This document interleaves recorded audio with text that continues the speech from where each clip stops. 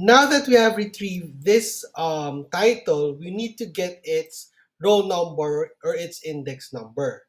So what we're going to do now is get the index number or probably the row number of the story of Toy Story or our close match. Okay. So to do that, what we're going to do now is we're going to create a variable called index of movie. That could be any name you want. That is equal to movies underscore data, our data set, and then from our data set, we want only to get our data. So movies data, what do you want to get? Only the title, and then is equal to our close match. There we go. Then dot index, okay, meaning what row number. There we go. You don't have to memorize the codes, you just have to understand it.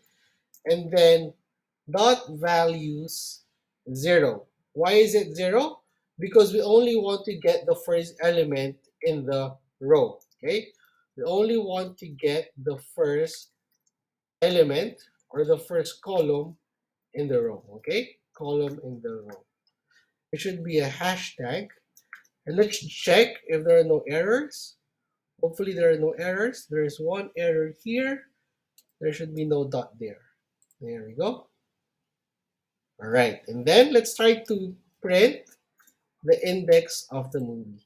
So print index of movie, place that inside your parentheses. If you would see here, Toy Story is in the 1541th row. Okay, now with this, what I want to get now is how close is this title to the other movies? How similar is this title to other movies? Okay, to all the titles in our data set. So I'm gonna create a variable. Let's call that similarity score is equal to list, and then list what? I want you to enumerate, okay, our similarity, okay, to what? To our index of the movie. Okay, so index of movie. There we go. Let me just check if there are no errors. Okay, that's good. And then we type in print similarity score. There we go. Okay. Now, I'll show you this one. Notice, okay, we have a scroll bar here.